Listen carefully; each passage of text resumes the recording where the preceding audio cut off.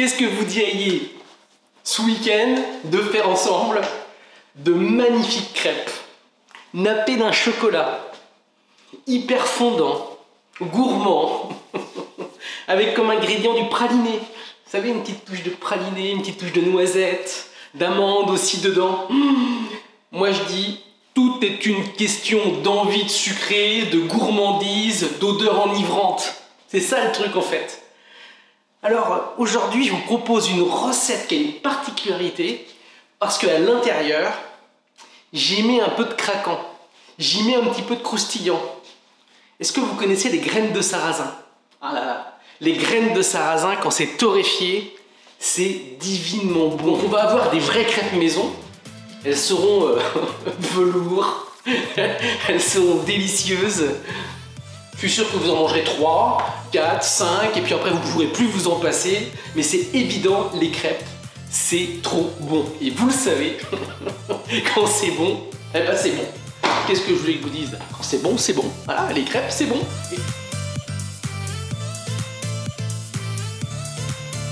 Les crêpes, on peut en faire toute l'année. C'est simple, c'est pas cher. Un peu de lait, un peu de farine, un petit peu d'œuf aussi. Et puis un petit peu de tournement. Allez, on va faire des crêpes. Je prends 200 g de farine. J'ai pris une farine traditionnelle, mais j'ai plutôt pris une farine bio pour les crêpes. Voilà, j'aime bien. Je vais mettre 25 centilitres de lait entier, c'est-à-dire la moitié de mon lait. Je vais prendre mes bons œufs, 3 œufs. Hop. Allez.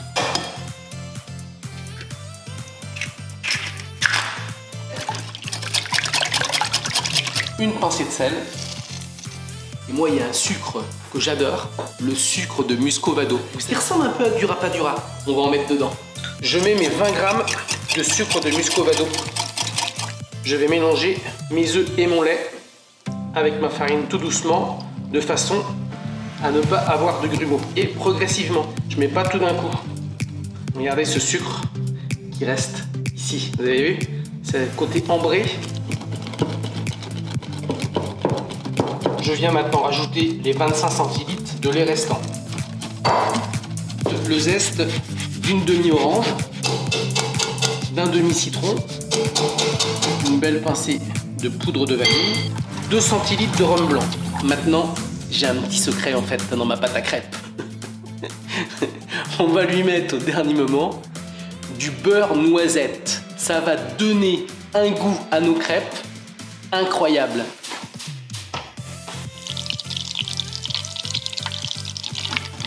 J'ajoute mon beurre qui est parfaitement noisette.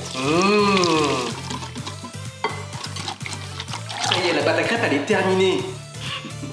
Et je peux vous assurer, ça sent bon, ça sent bon. Les oranges, les citrons, un petit peu de rhum, ce beurre noisette qui va donner un goût particulier. Maintenant, moi ce que je fais, c'est que j'aime bien la laisser pendant quelques heures au frigo, qu'elle repose, qu'elle prenne du corps. Allez, on l'a mis au frigo. Pour que cette pâte elle soit très croustillante, je vais lui rajouter des petites graines de sarrasin torréfiées.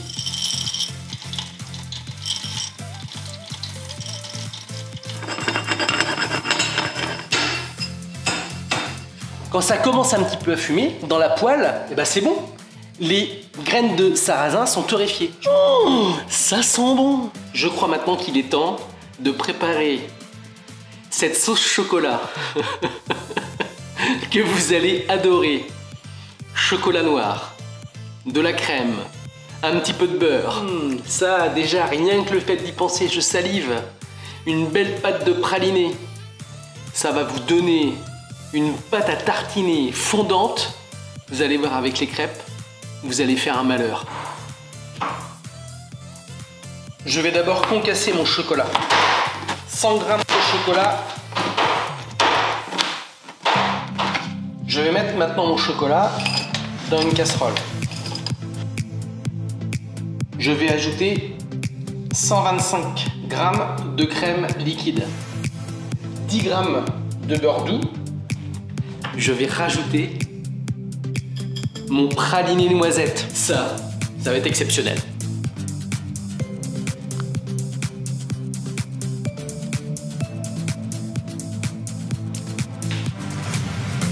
Faut toujours lécher en fait les restes de cuillère. Mais c'est bon, mais c'est bon. Vous vous souvenez, hein?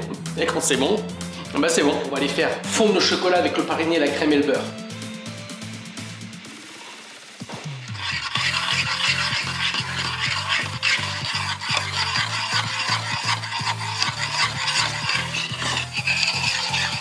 Je peux pas m'empêcher. Il faut goûter, vous le savez. Il faut tout le temps tout goûter. On n'a pas pu goûter la pâte à crêpes crue, mais on va goûter le chocolat chaud. Hein. Chocolat à 60-70%, un bon chocolat peu sucré, une bonne crème 30-35% de matière grasse, une pure pâte de praliné, bonne mais bonne mais bonne, un petit peu de beurre, et là, ça fait votre 4 heures. Ça rime en plus. Je sais pas vous, mais moi je pense il est temps de tourner les crêpes. Cette odeur qui va envahir la cuisine, puis ensuite qui va envahir le salon, la salle à manger, les chambres, alors là, tout le monde va arriver.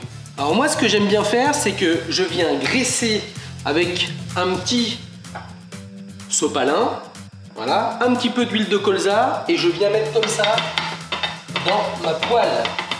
On va maintenant sortir la pâte à crêpes qui a reposé, qui est prête. Allez, je vais la chercher, hein. Vous l'attendez tous, j'en suis sûr. Regardez cette belle pâte qui a reposé. Et alors ce qui est intéressant, c'est ça. C'est le petit point qu'on voit à l'intérieur. Eh bien c'est le beurre noisette, mes amis, qui a fait son action. Et vous allez voir, ce petit beurre noisette va vous donner des crêpes incomparables. Vous allez en raffoler.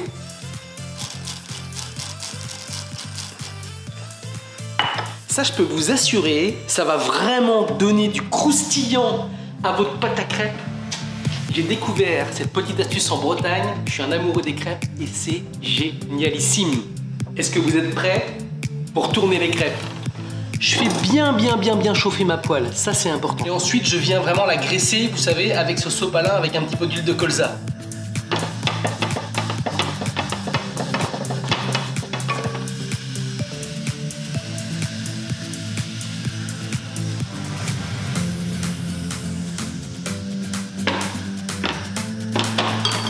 Est-ce que vous vous êtes aperçu des petites graines de sarrasin qui viennent gentiment toutes se mettre dans la crêpe?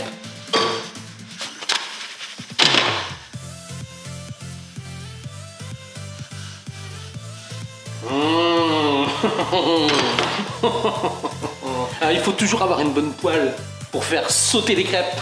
Allez, vous êtes prêts? Attention, on y va. Olé! Encore des crêpes, encore des crêpes, encore des crêpes. Beaucoup de crêpes.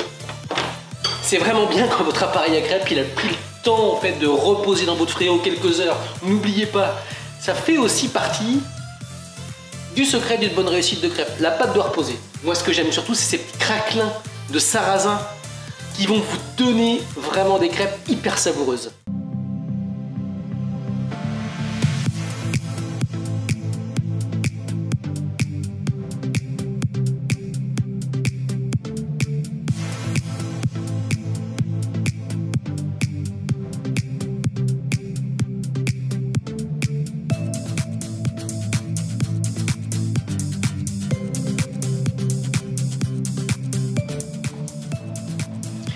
Ça fume, ça fume, ça fume. Et maintenant, il va falloir les manger. Il va falloir surtout les préparer. Vous vous souvenez? Là, il y a quelques minutes, on a fait une sauce chocolat pralinée. J'engraisse un petit peu. Je vais venir la plier comme ceci. La plier comme ça. Et ensuite, je vais venir la rouler, la rouler, la rouler, la rouler, la rouler. Et hop là! Elle est ici. De nouveau du chocolat chaud. Si on le souhaite, on peut rajouter comme ça quelques petites graines de sarrasin dessus, bien sûr. Hop. Ici, je viens la rouler comme ça, comme ça, comme ça.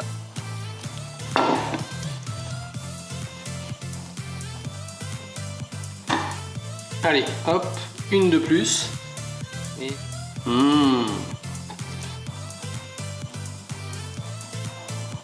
Hop, je tourne. Oh là là là là là là là là. Et je mets ici. On va maintenant napper tout ça de chocolat chaud. Quand c'est bon, bah c'est bon. Hein. Allez. Oh là là là là là là là là là là là là là.